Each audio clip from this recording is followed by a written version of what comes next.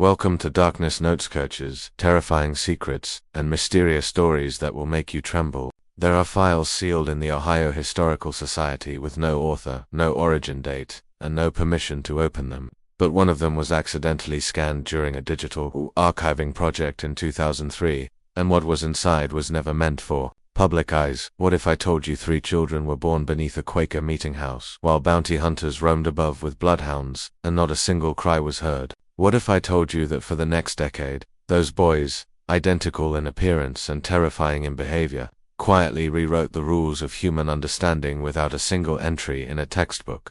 This isn't folklore, it's not a ghost story. It's a splinter embedded deep in the history of a town so small, most maps forgot it. Cedar Mills, Ohio, 1856, a sanctuary for the hunted, a gateway between slavery and freedom, and apparently a womb for something older than science and colder than God. The official records call them triplets, but the whispers from doctors, clergy, and terrified farmers called them the 3 marks, as in the marks of something unnatural. From the moment they entered this world, something was off. Ruth, their mother, died speaking a language no one recognized, and her final breath wasn't fear, but a warning. They'll always know. They're not like other children, and she was right. Because they didn't cry. They didn't squirm. They stared with perfect coordination as if they were seeing through the walls, through the people, through time itself. This is not a story about children. It's a story about what happens when truth refuses to stay buried. When a secret festers so long it begins to speak in dreams, in behaviors, in things we pretend not to notice. You've heard of the Underground Railroad, but you've never heard this part. The part where 3 boys who shouldn't exist began detecting liars before they could open their mouths. The part where grown men broke down in front of toddlers who already knew their sins. Stay with me. What you're about to hear has been silenced for generations. Not because it's false, but because it's dangerous. There's a reason this never made it into history books. It's not because there was no evidence, but because the evidence couldn't be explained.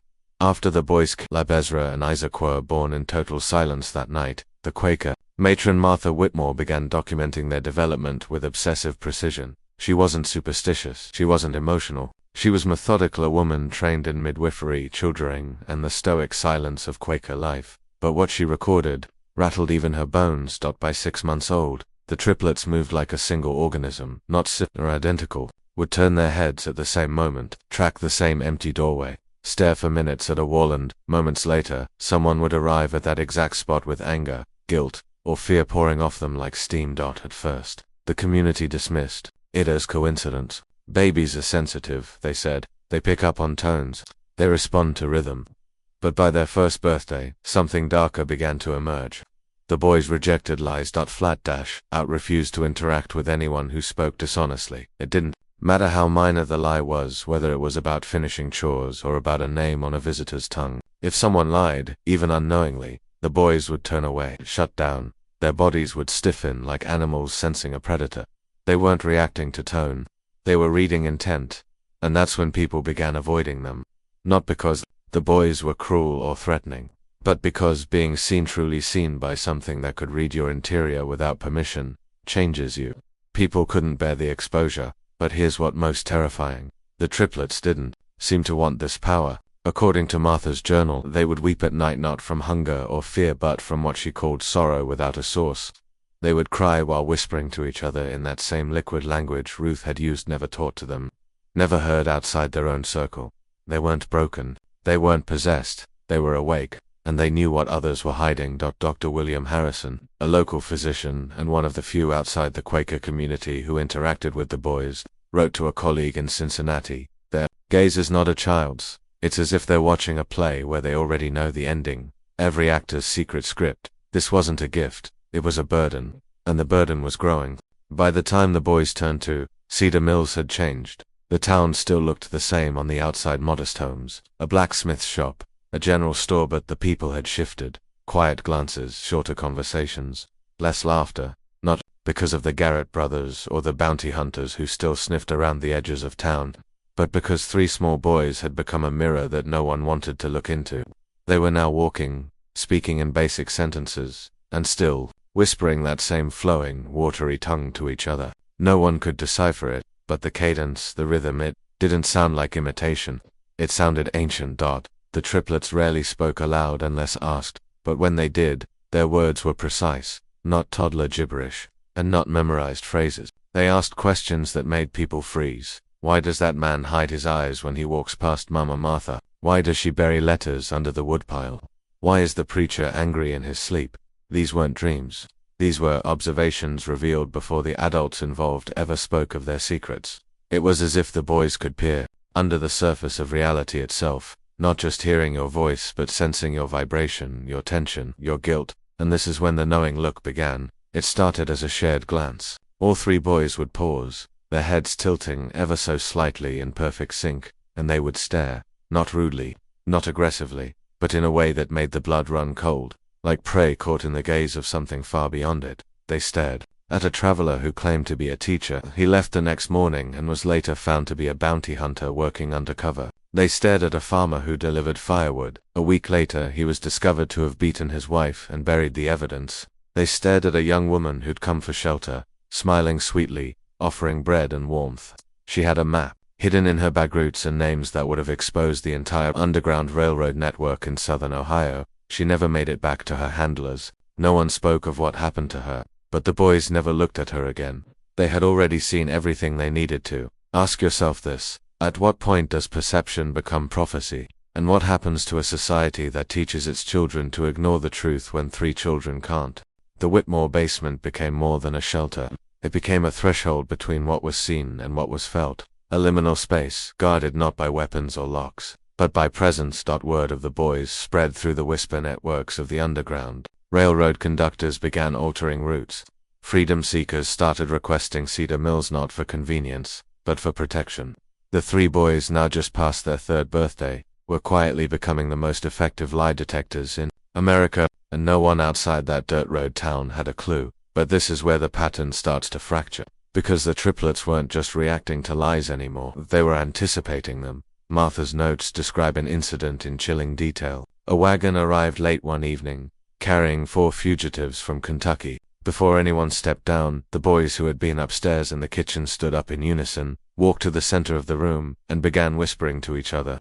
No one had told them who was arriving, no sound had reached the house, but when the door opened, the boys backed away, slowly, calmly, but without hesitation. Inside that wagon was a man pretending to be a fellow escapee. He was, in fact, a paid informant for the Garretts, sent to infiltrate the network. The trap he had set was flawless. But the boys, they had known hours before. They refused to eat that night, refused to sleep. And when the man was confronted, the next morning, he broke, cried, confessed everything. This wasn't intuition. It was something deeper, almost engineered. They had begun drawing strange, spiral-like figures, always in threes, always interconnected, always symmetrical. When asked what they meant, Caleb, the quietest of the 3, looked at Samuel Whitmore and said, "It's how things connect when people lie." These were not the thoughts of toddlers. These were the constructs of minds wired to map the unseen.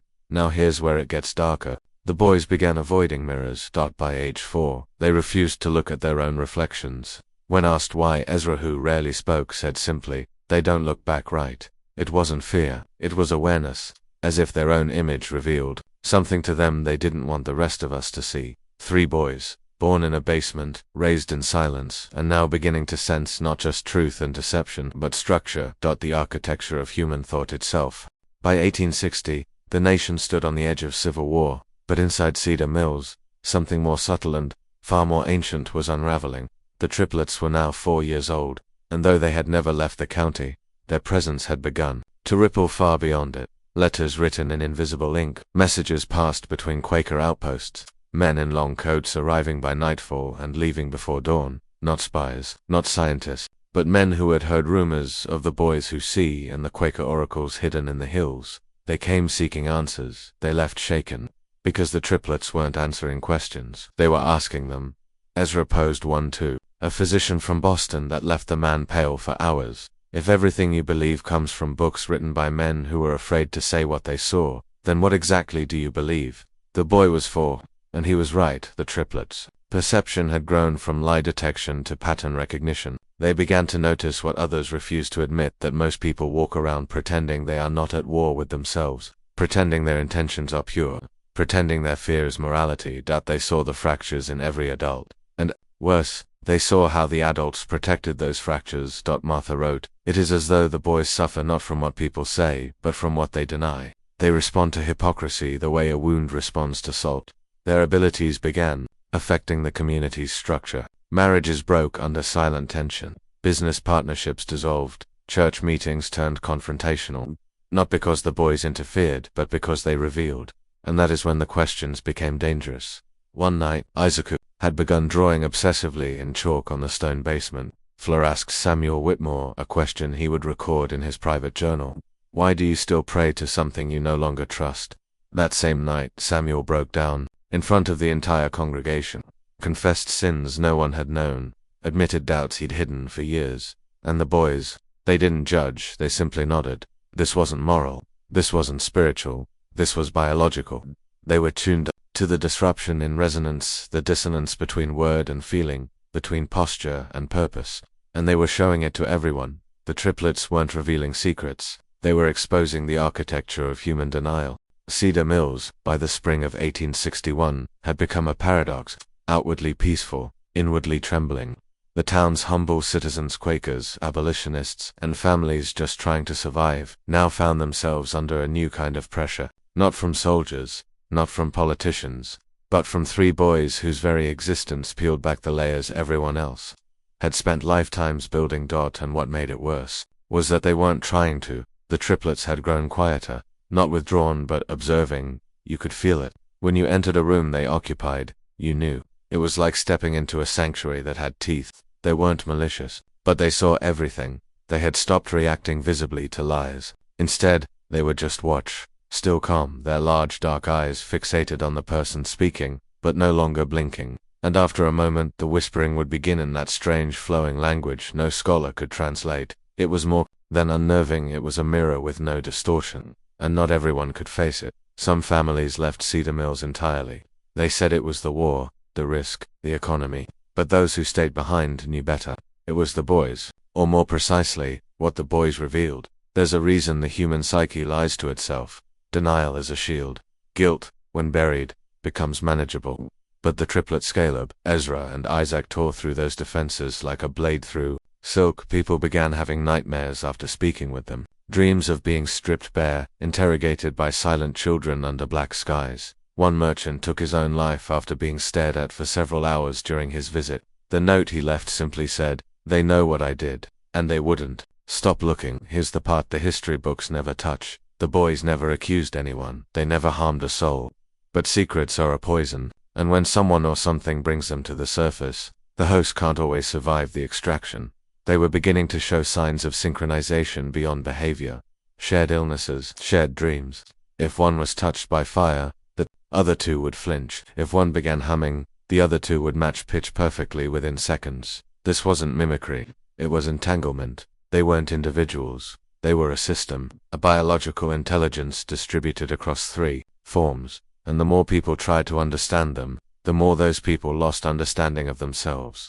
By midsummer of 1861, the triplets had become less like children and more like instruments tuned, not to sound but to truth. Not moral truth, not religious truth, but the raw, unfiltered data of human contradiction. You'd hear people whisper, "In Cedar Mills, they don't read your words, they read the tension behind your smile." That was no exaggeration. Visitors who hadn't heard the rumors often came into town, cheerful, confident, even skeptical. But after a single encounter with the boys, sometimes just a passing look, those same men would grow silent, guarded. Some would leave early. Others would confide disturbing memories they'd never told another soul. One man, Union officer from Cleveland, came to recruit young men for the war effort. During a meal with the Whitmore family, he found himself across the table from the triplets. He spoke of honor, duty, patriotism. But the boys stared quiet, still. And then Isaac said, "You've already killed not in war before." The officer dropped his cup, tried to laugh it off, denied it, but that night, he wept in the chapel, confessed to Samuel that he'd killed a man in a tavern brawl years prior and paid to have the body disposed of in secret. No trial, no record.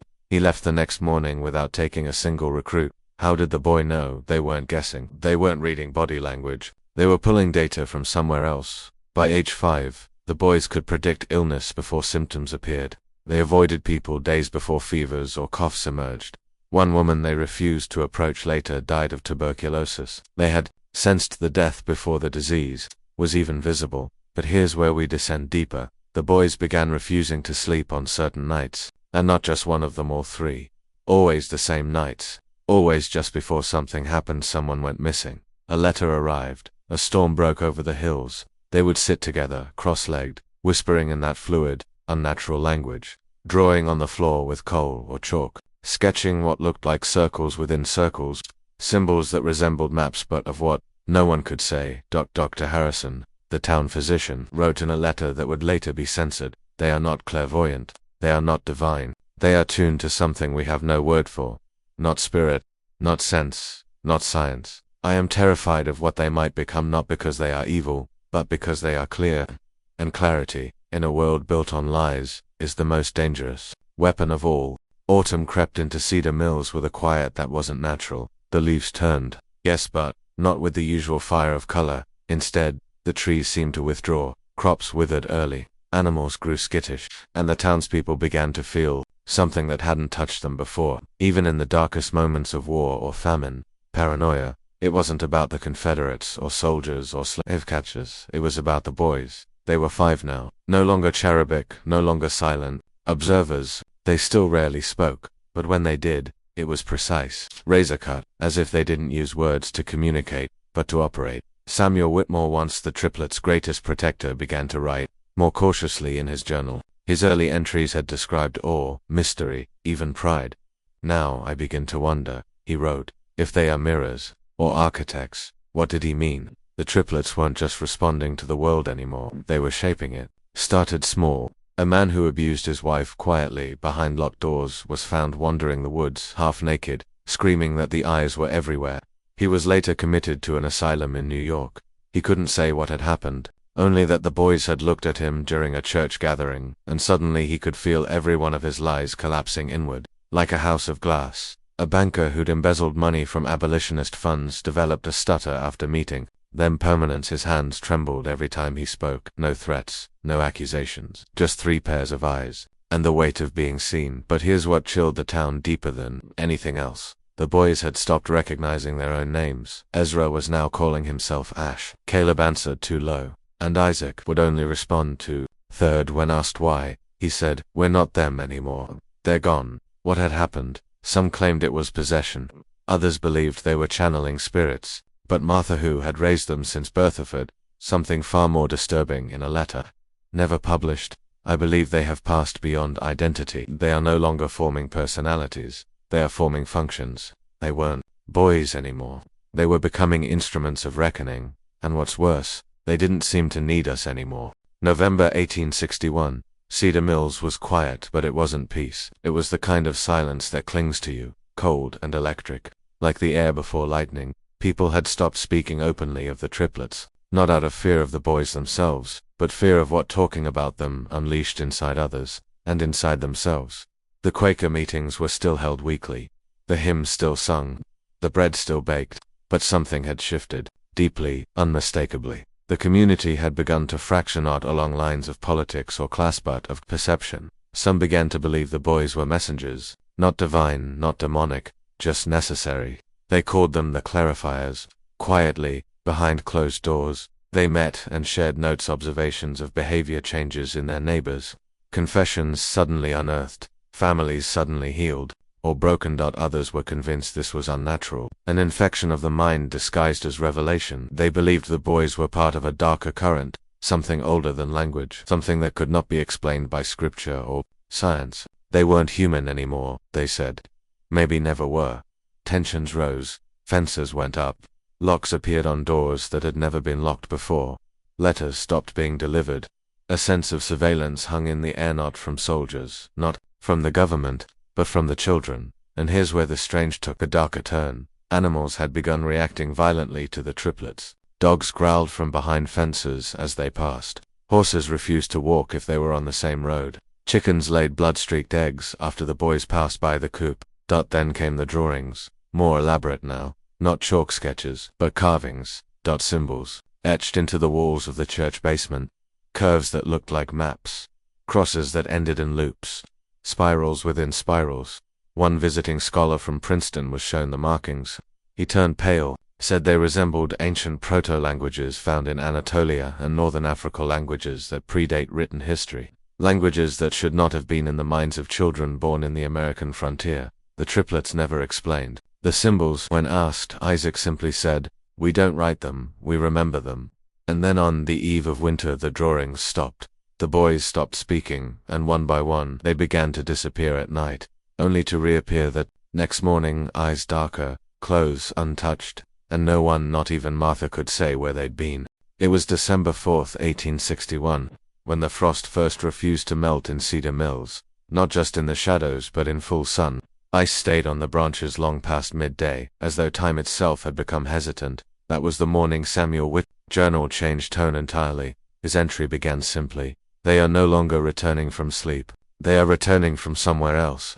The triplets now wandered at night, always together, never tracked. Once a farmer attempted to follow them, left footprints in the snow, but halfway through the orchard, the tracks simply stopped, vanished, as if the boys had been lifted skyward, or stepped into the air itself. The next morning, that same farmer's orchard was dead. Every tree, leaves blackened, bark splintered, no frost damage, no disease, just drained. No one could understand how 3 barefoot children could induce environmental collapse, but that became the question whispered in the corners of every church pew. What exactly are they bringing back with them? Because with each night walk came something new. By mid-December, the town began hearing sounds, not voices, not footsteps, but tones, droning hums beneath the wind, harmonics that resonated deep in the gut, like a string had been plucked behind the ribs. Sometimes it came from the woods, sometimes from beneath floorboards. Dr. Harrison tried to measure it using tuning forks. Every attempt failed until he held a fork near Ezra's chest. The metal vibrated violently, snapped clean in half. Ezra didn't flinch, just looked up and whispered, "That frequency isn't yours." What did he mean? The old theories, possession, advanced intuition, even psychic trauma were no longer enough. These boys weren't reacting to Cedar Mills. They were restructuring it. Quietly, mechanically, in Martha's private letters, she began referring to them not as the boys, but as the sequence. "They're not acting with emotion," she wrote. "They're executing something. And none of us, not even their blood, are part of the design." That word sequence, that would later appear carved into the back of the town's oldest oak tree, not in English, not in Latin, but in that same spiral-like cipher the boys had begun drawing since summer, burned into the bark. No signs of tools, no signs of fire. That week, 3 town elders collapsed simultaneously. No illness, no trauma, just silence. Their final expressions were not of fear but of recognition. As if something long had finally returned, and it was wearing the faces of 3 children. By Christmas of 1861, Cedar Mills no longer celebrated. No candles in the windows, no songs, no gatherings. The church bell had not rung in over 2 weeks. Snow blanketed the town in a stillness that felt more like a burial than a season. Martha had grown gaunt. Her hair, once silver and soft, now hung limp and uncombed. She rarely left her quarters. Those who caught glimpses of her said she spoke aloud to no one, sometimes argued, sometimes begged, always facing the east window, always between the hours of 3 and 4 a.m. Samuel had stopped writing altogether. His last entry, dated December 18th, read, "This is no longer my house. These are no longer my sons. I do not know what they're preparing, but it does not speak with words. It speaks with design." That same week, Ezra was found standing in the middle of the frozen creek, barefoot, eyes closed. The ice beneath him had not cracked. In fact, it had thickened around his feet as if the creek had frozen from the inside out. Isaac, or Third as he now called himself, began to place small objects around town. Smooth stones with carved notches, animal bones arranged in spirals, pieces of iron bent into unfamiliar shapes and left in doorways or buried in snowbanks. None of the townsfolk dared move them. Caleb, Lowe began drawing again, but no longer on floors or walls. Now it was parchment pages stitched together with twine, forming a kind of living manuscript. It had no title, just a symbol on the first page, 3 vertical lines, each ending in a circle, enclosed in a triangle. Schoolteacher named Elijah Porter, who had a background in ancient languages, stole a look. He said the pages reminded him of something out of the Nag Hammadi text, surly Gnostic scripture, but not in content, in feeling. "It doesn't tell stories," he whispered. "It extracts them, like it's reading you." And then came the incident no one could deny. One night the Triplets was shined by half a dozen witnesses walking into the forest at precisely midnight. Several men followed, armed, convinced the boys had been lured by something unnatural. They returned white-faced, shaken, unable to speak for hours. Finally, one whispered, they weren't walking into the forest. They were meeting it. He swore he saw trees bend, snow melt in circular patterns, owls that did not blink, and a low, throbbing hum that didn't come from the earth, but below it, whatever the boys had become, Cedar Mills was now just a shell surrounding them, and what lived in that shell was no longer human tradition, but something older, something awakening. New Year's Eve, 1861. There was no countdown, no cheer, just the sound of wind hissing through dead cornstalks, and the sense that something irreversible had already happened. The town was decaying not from neglect, but from something else. Cedar Mills was being rewritten. Every day, something changed subtly. Angles in houses didn't line up anymore. Paths that once led east curved without reason. Even the sky shifted. Stars appeared where they shouldn't. Constellations moved. And the Triplets, they no longer walked, they glided. Their motion was smooth, mechanical, like film missing frames, always in unison, always arriving just before someone spoke a lie, or committed a sin, or remembered something they weren't supposed to. Martha began keeping 2 journals, one public, one locked. In the locked one, she admitted something terrifying. I don't think they were born here, I think they were placed here, and their birth was only the beginning of something being unsealed. She described waking up in the middle of the night to find all 3 boys standing at her bed, silent, watching, not like children seeking comfort, but like custodians checking a boundary. She wrote, "They are not growing, they are aligning." That same week, the river changed direction. No flood, no storm, just overnight traversed its flow. Fishermen found dead trout floating belly up, eyes blackened. The soil near the banks turned hard. Metallic horses refused to drink from it. A town meeting was called, the largest in Cedar Mills history. Nearly every family came, and for the first time in months, voices were raised not in fear, but in anger. Had they allowed something to root here? Had the town nurtured its own destroyers? And then, just as the shouting reached a fever pitch, the chapel doors swung open. There stood the boys, unblinking, hands clasped, heads tilted just slightly toward the ceiling. No one moved, no one spoke, until Caleb stepped forward. His voice was clear, not childish, not wise, just final. "It's not your town anymore." He turned to leave. The others followed. No one stopped them, not out of fear, but because, in that moment, every soul in the room understood. They were not witnessing a rebellion, they were witnessing a replacement. From that day forward, people began leaving Cedar Mills, quietly, with their families, with no plan of return. Those who remained would never be heard from again. January 3, 1862, the census taker arrived in Cedar Mills. His name was Thomas Elbridge, a former Union clerk assigned to document population shifts due to the war. He expected a quiet, cold town with modest folk. What he found was wrong. He wrote in his report, "Something is off here. The town exists, but it doesn't respond. The homes are intact. Wood smoke in chimneys. Bread left out to cool, but no one answers the door. It's like they left mid-thought." He spent the first night at the old inn, room 3. The next morning, he found a message scratched into the glass of the mirror on the inside. "Don't count what isn't yours." That night, Elbridge ventured to the church. The pews were empty, but the floor was covered in fresh markings, symbols etched into the wood, some still smoldering as if burned by invisible heat. And on the pulpit, arranged neatly, were 3 objects: a lock of hair, still warm, a silver spoon bent into a spiral, a tooth, human, adult, but not aging new. Elbridge did what he was trained to do. He recorded, he listed, he mapped, but the numbers didn't hold. Each time he counted the houses, the number changed. 41, then 39, then 43. Rooms within homes seemed to shift, floor plans warped. He made the mistake of visiting the Whitmore home. The place felt staged, like it was pretending to be a house. In the living room, 3 child-sized chairs faced a boarded-up fireplace. On each seat, a stone, smooth, black, and warm to the touch. He pocketed one. That night he woke up in the woods on his knees, mouth full of dirt, hands covered in symbols scratched into the frost. He had no memory of leaving the inn, and the stone was gone. He left Cedar Mills the next morning, rushed, pale. His final notes were scribbled in haste, most of them unreadable, but one line stood out, underlined 3 times. "The town isn't haunted, it's occupied by something that mimics us, understands us, and is waiting. He would die. 2 weeks later, an apparent fall from a rail bridge outside Richmond. No witnesses, no body recovered. Only his notebook, half frozen, found clutched in the arms of a drowned deer 10 miles downstream. Back in Cedar Mills, snow covered the roads. The triplets were never seen outside again, but each morning 3 sets of footprints still appeared at the edge of town, always walking inward, never out.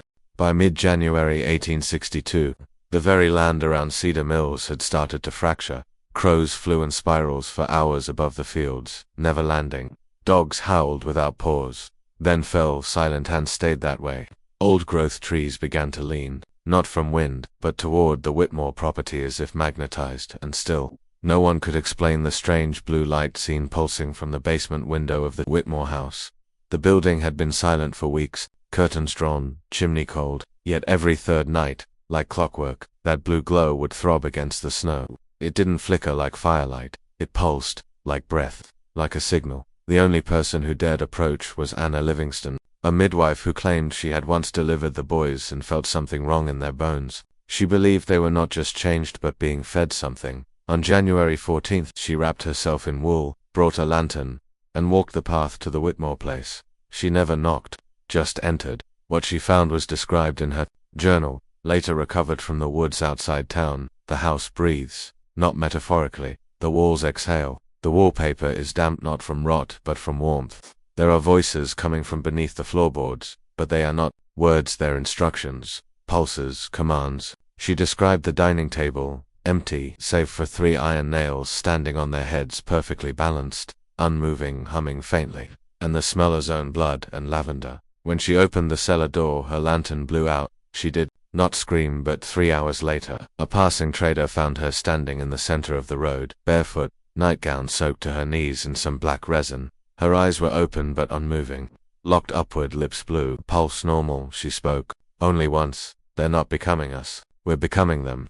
Then collapsed. She would remain catatonic for 9 days. Her body twitched in throughs every hour. Arms jerked in precise angles, as if following invisible diagrams. On the 10th day, she died. Not of starvation, not trauma. Her heart simply stopped. The doctor recorded her time of death as 3:33 a.m. that same night. The church bell rang for the first time in weeks. No one was inside. No rope had been pulled. It simply tolled 13 times, and then silence. Winter deepened, and with it, time itself seemed to bend in Cedar Mills. Days didn't follow the sun anymore. Shadows lengthened at odd hours. Clocks refused to tick and sync. One struck noon while another clung to dawn. Even animals lost rhythm. Roosters crowed at midnight. Owls hunted at noon. But the triplets, they moved with perfect and human precision. They were now referred to only in whispers, never by name. Locals had started calling them the measure, as if they had become instruments of some ancient calculation. And then came the event the town would never speak of openly again, the inversion. It began in the schoolhouse. Miss Penelope Granger, the town's young and optimistic schoolteacher, was reading from the Book of Psalms, a daily ritual, but this time the children responded strangely. Each one began humming quietly, harmoniously, eyes closed, every voice in the exact same pitch. Penelope demanded they stop. Only one child, Abadi Joseph Marks. He stood up, sobbing, and pointed to the back of the room. The triplets were standing there. They had not entered. No one had seen the door open, but there they were watching, still tilted. Caleb stepped forward and opened his mouth, but no words came. Instead, the blackboard behind Penelope cracked from corner to corner, and a word, one not in any known language, was carved into it with no visible tool. The children didn't react. They continued humming. Their noses began to bleed. Some smiled, a few wept, but never stopped. Penelope fled the room and ran straight to the chapel, collapsing at the altar. She was found hours later, whispering over and over, "They reversed the prayer. They reversed the prayer." When townsfolk returned to the schoolhouse, all the children were asleep on the floor, peaceful, unharmed, but every book in the room had been turned upside down. Ink bled from pages. Pages were now blank. And the blackboard clean. The word was gone, but scorched into the floor where the triplets had stood were 3 concentric rings, made of burnt dust. Beneath it, the boards had walked inward, as if something below had tried to pull the room down. That night, Samuel Whitmore's journal was found open on the altar of the church, though he hadn't been seen in days. The entry read, "I dreamed of a staircase beneath the soil, made of ribs. I climbed, but it wasn't me. It was a thought wearing my face, and it was smiling. Cedar Mills was unraveling not into chaos, but into design, something patient, something ancient. By February 1862, Cedar Mills had vanished from every new map. Surveyors passing nearby noted blank parchment where the town should have been, ink refused to settle on the coordinates. Compasses spun erratically near the edge of the forest. Horses bucked. The air grew thicker the closer one approached. Even the sky dimmed not from clouds, but as if the atmosphere itself was rejecting the sun. Inside the town, the handful of remaining families had stopped speaking altogether. Communication became silent glances, scratches in the dirt, arrangements of objects left on porches at night. They feared that words fed it, that speaking aloud gave it shape, voice, permission. The triplets were seen often now, always near structures that were falling into disrepair. And strangely, after their visit, those structures would begin to rebuild themselves. Nails reversed, their rust, rotten wood firmed, wallpaper peeled back into pattern. As if the town wasn't dying, but shedding. One night the town square glowed faintly, without fire, without moonlight. Several witnesses claimed they saw it from their windows, the ground undulating slowly, like breath, dirt rising and falling in slow rhythm. The cobblestones beneath the well rearranged themselves, revealing an impossible shape carved deep into the stonework, a hexagon within a circle within a triangle, each rotating independently. And in the dead center, written in blood, or what looked like blood, was a single word: inheritance. The next morning, every mirror in town shattered. Not from force, from heat. Glass curled outward as if scorched from within. Reflections had become dangerous. People claimed they saw their own eyes move before their face did. Or worse, reflections. That didn't match at all. There were reports of a woman, Margaret Eiley, who walked into her pantry and never came out.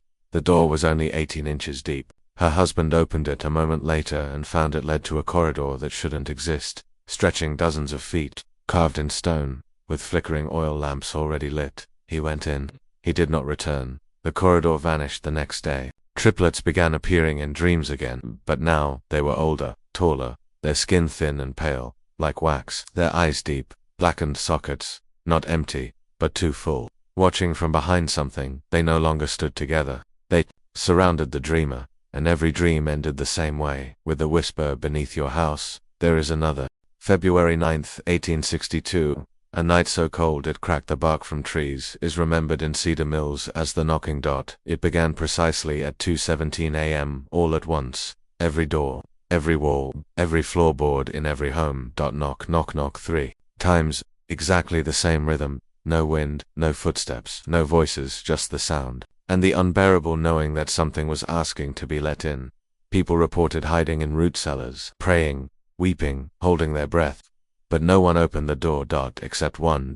Eli Mercera, 14-year-old boy whose mother had died weeks earlier from unknown fever, was alone in the house. He had grown quiet, distant, speaking less each day. That night, when the knocking came, he didn't hesitate. He opened the door. What stood there wasn't a person. It was his mother, or something wearing her shape. She was smiling, barefoot in the snow, hair hanging wet across her cheeks, but her feet didn't leave prints. Her smile never moved, and her arms were too long, bent wrong at the elbow, like they'd been assembled from memory. Eli didn't scream. He whispered, "I knew you'd come back," and took her hand. They walked toward the woods. The next morning, only his boots were found, standing upright at the edge of the trees, still warm, still laced. His footprints ended precisely where hers began. Later that day, a letter was discovered under a stone near the Whitmore house, written in Eli's handwriting. "She is not alone. They are all here now. In the roots, in the stone. The town is being remembered by something older than time. We aren't in danger.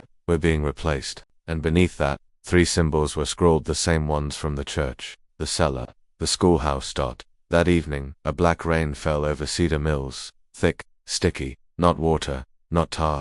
It hissed when it hit the earth, steaming in the snow. Smell roses and rot. Birds fell mid-flight. Deer were seen drowning in dry fields. The town's remaining clocks stopped all at once. At exactly 3:33 p.m. that night, the triplets were seen standing in front of the chapel, heads tilted, hands held. Behind them, on the church's wooden siding, something new had appeared. Not paint, not blood, a doorway 7 feet tall, drawn in ash and bone. And slowly it was beginning to open. They called it the bone door. No one dared touch it, but it wasn't locked. It didn't need to be. People said it was breathing, not literally, but the wood around it would swell and creak, as if the chapel itself had been hollowed out and filled with something alive. The symbols along the frame, carved deep and stained dark, shifted when no one looked directly at them. Some reported hearing a woman humming behind it. Others said it sounded more like a child crying softly through metal. No one could agree on the direction the sound came from, only that it moved when you tried to trace it. And then came the whisperers. A week after the bone door appeared, certain townsfolk began hearing voices, but not in their ears. In their bones, they'd feel a pressure in their teeth, a buzz in their spine, and then a low coaxing, calming, instructing. Jacob Harper, the town gravedigger, claimed he heard a voice tell him where to dig. He obeyed. 3 feet down, behind the chapel, he uncovered a human jawbone hatched with tiny lines, forming the word tithe. He went deeper, found no coffin, no bones, just earth, soft, black, and warm. That night, his own jaw locked shut. He couldn't eat, couldn't speak. His tongue swelled and split at the tip like a serpent's. He was buried a week later, body intact, mouth still clenched. The inside of his lips had been carved from within, bitten. Some said with the same word, tithe. Then came the sound. Low, mechanical, like a millstone grinding against itself under water. It pulsed from beneath the town every 33 hours. Buildings shook slightly. Dust fell from rafters. But no cracks ever appeared. No damage. Just a slow, steady warning.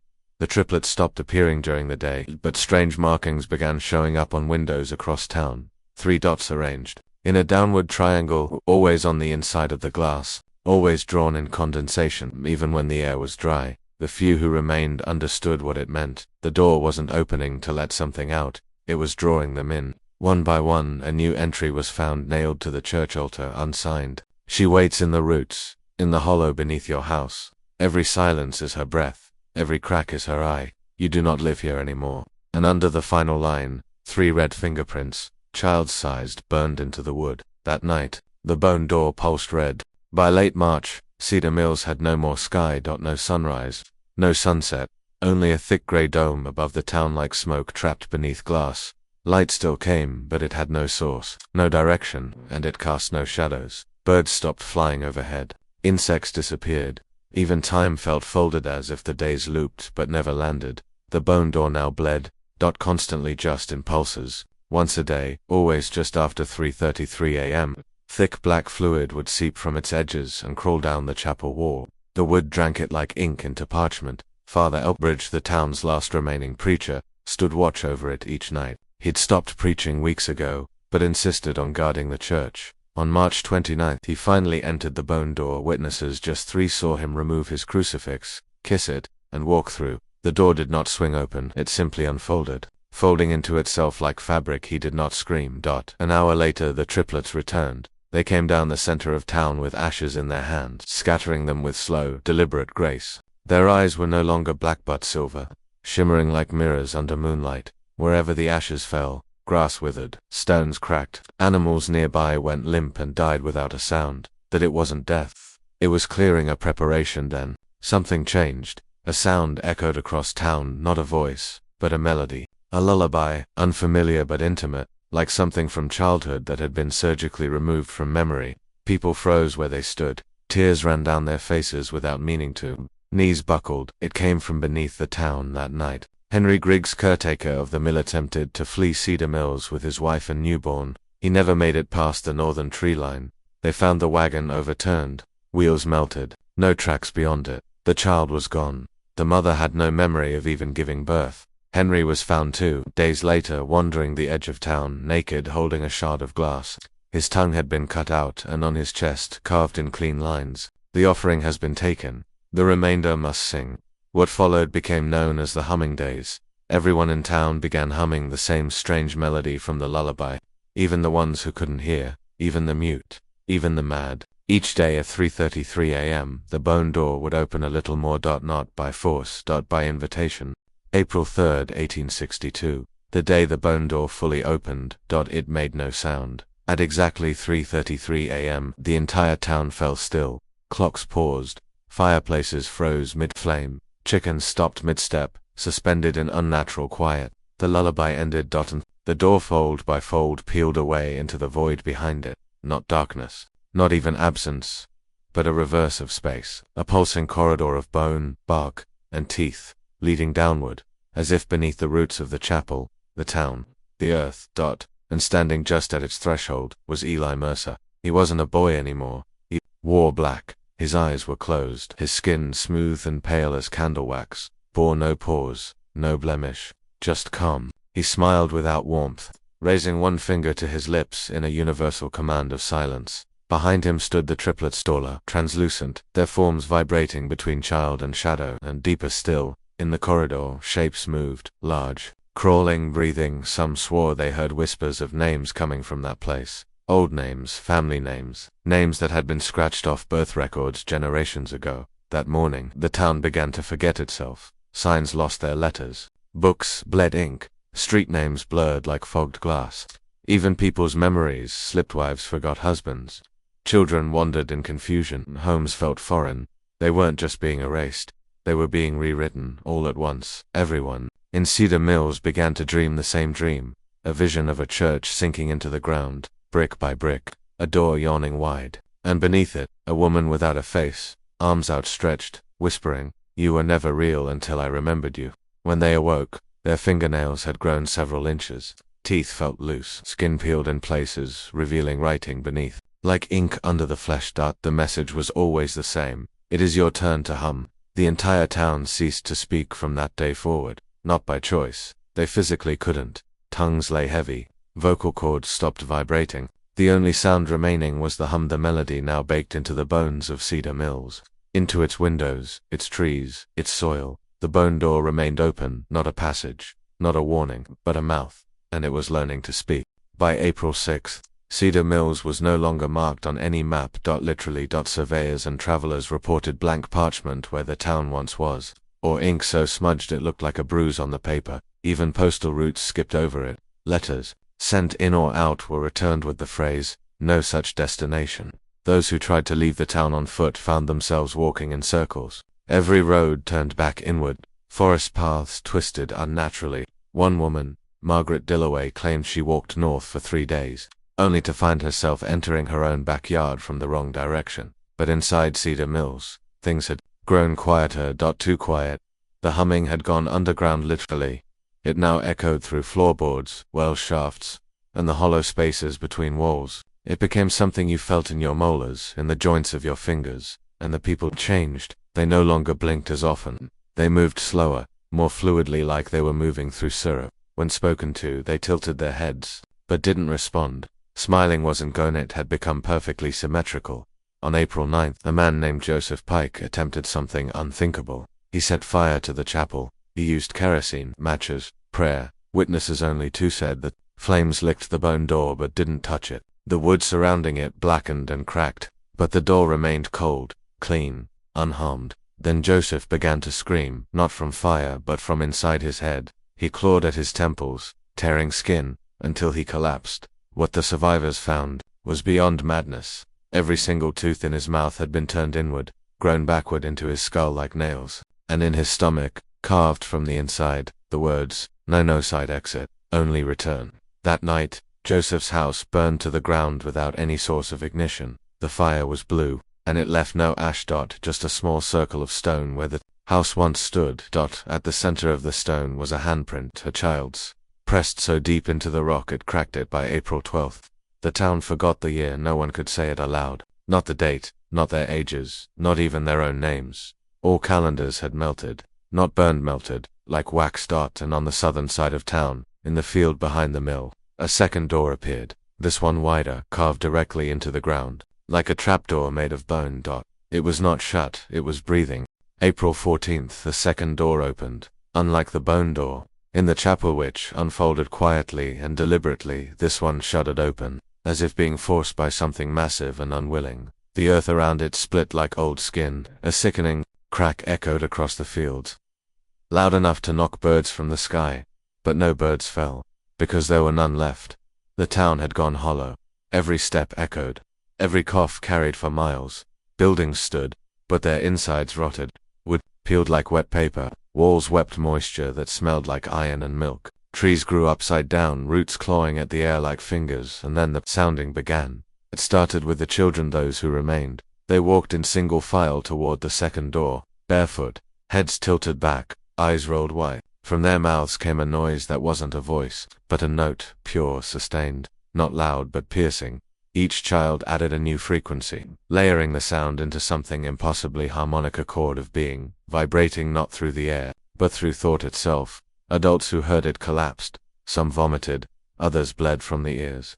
One man, Thaddeus Lang, spoke aloud for the first time in weeks, his final words, "They're tuning us, like an instrument." Then he crumpled, spine bent at a right angle, his body turned translucent, veins still visible but pulsing with light. They buried him under the old ash tree. By morning, the tree had walked away, left no hole, just the outline of its roots, burned into the earth like scars. Then, on the night of April 16th, the humming stopped, and the drumming began, faint, distant like flesh against flesh. Not rhythmic, not human, but intentional. A heartbeat, buried miles below, matching the pulse of the bone door. Some said they could feel it in their dreams.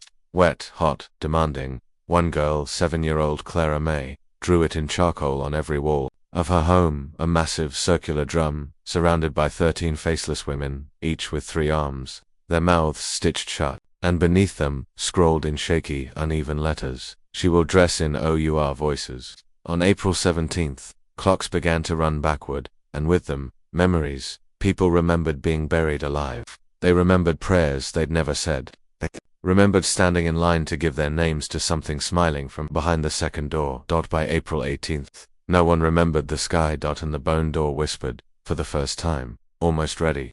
April 21 Saint. No one in Cedar Mills could speak. Not because they were silenced, but because language itself had broken. Words didn't form anymore. Mouths moved, but the air held nothing. Written letters rearranged themselves. Ink slithered off. Pages like insects trying to escape a flame. Street signs read backwards. Journals bled from the spine.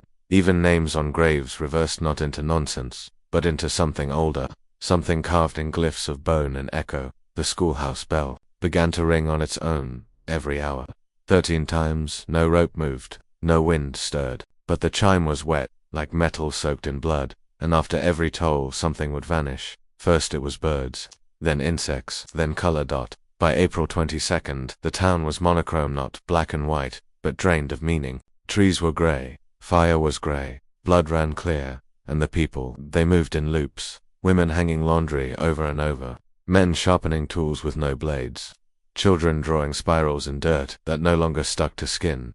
Sheriff Amos Grady was the last to resist. He boarded his house, covered every mirror, kept his ears stuffed with wax, and filled his home with the smell of burnt sage and gun oil. His wife had disappeared a week earlier, sucked through the pantry floor, her scream folding in on itself like a hole in the world.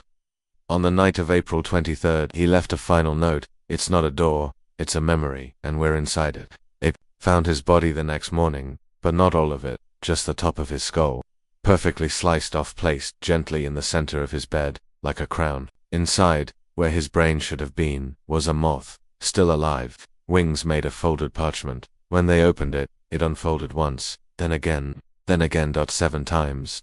And on its final layer, written in something that shimmered like mercury, the words, "They are not coming, they have always been here, you were the ones who left." The bone door throbbed that night, the second door hissed, and from beneath the ground, a sound rose, not drumming this time, not humming, but breathing, heavy, slow, awake. Cedar Mills wasn't dying, it was waking up, and whatever lay beneath the doors had begun remembering its name. April 25th. No one in Cedar Mills slept. Not because they couldn't, but because sleep had been replaced. Every attempt to rest was interrupted by visions, not dreams, but transmissions, detailed, layered, felt rather than seen. Memories, not your own, centuries old, sharp with smells and pressure. People began collapsing in the streets, eyes wide, lips twitching, whispering things in reverse. The words made no sense, until someone played a recording backward, and this is what it said: "We did not dig the doors, we did not carve the teeth, we simply built too close." That morning, the sky split open, not with thunder, but a single, black line that moved slowly across the clouds. It wasn't lightning. It was a wound. From it dripped not rain but a dust the color of fingernails. It coated every surface, turning the town into a silent mausoleum. Nothing stirred. The second door widened, edges cracking like a jaw forced to wide. And then, from within the chapel, something crawled out. not walked. Crawled. It was shaped like a man, but its limbs were too long, folded wrong. Its skin was stitched burlap, packed tight with pages from hymnals and children's notebooks. Its eyes were painted on, but moved. It didn't speak. It wrote on walls, on people's backs, on windows. Sentences, all the same. I will teach you to forget. Then, it pointed at the bone door, and it opened again. But this time, the door wasn't bone anymore. It had changed, grown flesh, lined with veins that pulsed in time with the drumming below. Its surface was now warm, damp, as if breathing. A single eye had formed at its center, lidless, red, watching everyone at once, and those who looked into it forgot who they were. Literally, they'd wake up moments later with no name, no memory, not even language. One mother couldn't remember her child. A priest forgot the shape of the cross, and every time it happened, the eye blinked just once. Cedar Mills had no calendar now. Time moved in loops, breath by breath, blink by blink. The chapel organ played itself at dusk. The town square cracked, open in the shape of a spiral, and somewhere far beneath it all, Eli Mercer laughed for the first time. It was not a child's laugh, it was ancient, female, and full of teeth. By what should have been April 27th, though no clocks, calendars, or minds could agree. Names were forbidden. Not by law, by something deeper. Anyone who tried to say their own name would convulse. Their mouth wouldn't open, or worse it would open too far, splitting at the corners, pouring out strings of black thread and milk teeth. When people spoke to each other, they used gestures, grunts, symbols carved in bark and dirt. Entire families sat in silence, nodding slowly, like they were all sharing one thought. And beneath it all, something was gathering. The second door now, the main one, had cracked wide, not open like a gate, but stretched like a wound. It didn't lead into the earth anymore. It led down, yes, but into a space not made for humans. Several entered, none returned, but one man, Lewis Grange, left a message before he descended. If I don't come back, it's because I remembered too much. If I do come back, don't believe it's me. He didn't return, but someone wearing his skin did, neighbors said. He was too tall to still. His voice was flat, like a recording with no warmth. When asked what he saw, he just said, there was no ground, only teeth. They buried him after he tore open his own stomach and filled it with dirt. But the soil they found inside wasn't from Cedar Mills, that it was gray, and it hummed. The town center began to shift. Buildings folded in on themselves, becoming part of a spiral that now spread outward like a blooming root system. From above, it would have looked like a fingerprint, if fingerprints were made from screams and salt. At the spiral's core stood the bone door, now fully alive, breathing, watching. Children gathered around it, chanting in perfect synchronization, though no one had taught them the words. We are not flesh. We are her echo. We are the tongue before the voice. That night, the stars vanished, not behind clouds gone. The sky above Cedar Mills turned blank, flat, and the horizon curved upward. The world was folding in. One last note was found scratched into the underside of the church's altar. It read, she remembers us now, and she's almost finished remembering herself. And on the final page of Eli Mercer's last journal, written in his blood, was a single word, Mother. They called it the unbirth, not in words, but in feeling, a pressure behind the eyes, a silence inside the lungs, as if something had unmade time and space within Cedar Mills, and left only intention behind. By what would have been April 30th, the town no longer had a boundary. Roads unraveled into nothingness. Those who walked too far from the spiral found themselves walking inward again. No matter how far they went, it wasn't a town anymore. It was a womb. And the bone door was crowning. From it came light, but not the light of the sun or moon. It was wet light, the kind that sticks to skin and whispers through bone. Shadows formed in impossible shapes.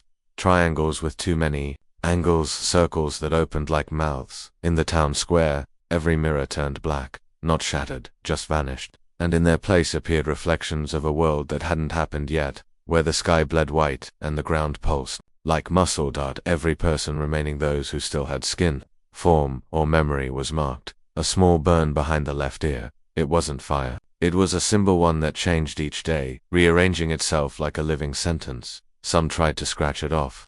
Those who did either evaporated, or began to whisper backwards until they collapsed, turning to ash shaped like fingers. That night, the chapel's bell rang 13 times, then once more 14, and everything stopped. Even the wind, even the breathing. And from the bone door emerged her first form.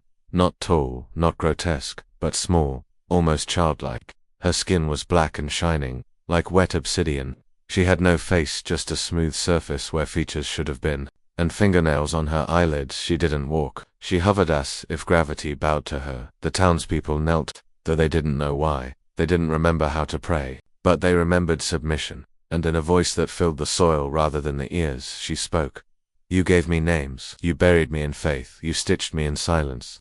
Now I will wear your world as my shroud. Then she opened her arms, and behind her hundreds more emerged, each one a version of what she'd been before: a lost child, a silenced nun, a mother who had been buried alive in myth and memory. They weren't creatures. They were returns, echoes of everything forgotten. And the second door, the one beneath the chapel, didn't just remain open, it began to pulse outward, turning the spiral into a mouth, swallowing Cedar Mills inch by inch. No one ran. There was nowhere to run, because the town no longer existed. It was memory, collapsing in on itself, becoming what it had always hidden, a place not of the living, but of those never allowed to die. May never came. There was no sunrise, no new month, no end to the spiral, because Cedar Mills had been rewritten, not destroyed, not abandoned, rewritten. The roads that once led to it now ended in unmapped forests where compasses spin and birds fall dead in midair. Maps shifted, satellites glitched. Historians claimed the town never existed. State records showed nothing. But the soil remembers. And sometimes when fog rolls in thick and cold, people see it. A chapel in the distance, a bell tower, and the faint scent of wet wood, blood, and hymnals. They never return. The government called it a geological anomaly. The church called it heresy made flesh. And a small group of men in black suits simply burned every page they could find with the name Eli Mercer on it. But fire doesn't erase memory, especially when the memory is alive. 1 year later, a little girl was born in Missouri. She did not cry, she laughed. Her eyes were ink black. No irises, no whites, and every time her mother tried to speak her name aloud, she'd begin bleeding from the mouth. Doctors couldn't explain it. Priests wouldn't enter the house. That same week, 5 more children across the country were born with the same mark, a burn behind the left ear, a fear of mirrors, and dreams of a black door pulsing in a white chapel. The bone door had never closed. It had simply moved. Now, it appears where memory is the weakest, where trauma sits deepest, where history has been covered in cheap lies and polite explanations. And when it opens, it whispers not in threats but in invitations. We remember what you forgot. We remember what you buried. We remember you. They say Eli Mercer's real body was never found, that he was only ever a symbol, a hollow vessel, a whisper passed down through blood and prayer. But beneath the church, what's left of it, his child form still floats, unratted, untouched, and grinning. Because the final truth is this: Cedar Mills was never cursed. It was promised a seed planted in shame, fed with lies, watered by silence, and now that seed has bloomed into something immortal, merciless, and very, very patient. The bone door never needed to open, that it was always open. The illusion was that you were ever outside of it. Cedar Mills didn't vanish, it didn't collapse. It simply woke up, and with it, so did Sheath, their entity. The nuns buried, the priests renamed. The villagers whispered about in fragments. She has no single face, no clear origin. Some called her a forgotten goddess, others, a metaphysical parasite. But Eli knew what she truly was. She is what grows in the cracks of trauma, what thrives in silence, what lives inside unspoken truths. The townspeople were not victims, they were hosts. Their pain, their denial, their suppression, these were her sacraments. And now, she doesn't need a town, she needs a world, because the spiral wasn't just in the chapel floor. It's in every history book that skips a chapter, every family that hides a secret, every church that silences screams behind stained glass. The bone door isn't in the earth, it's in you. It waits behind your eyes when you remember something you weren't supposed to. When the air feels wrong, when a song plays that you know but swear you've never heard. The real horror isn't what happened in Cedar Mills. It's that Cedar Mills was allowed to happen. The men who covered it up didn't die, they were promoted. The church didn't collapse, it thrived. And the girl born in Missouri, she now speaks fluently in dead languages, draws spirals in her sleep, and has never cast a shadow. She isn't the only one. You've seen the signs. You've heard the sound of a bell you can't locate, smelled the scent of old pages when no books are nearby, felt a warmth behind your ear, then forgot what you were doing. That is not coincidence. That is the threshold. The bone door doesn't knock. It doesn't scream. It remembers. And once it remembers, it never lets go. So the question is not, can you escape it, The question is, how long until you forget you ever tried?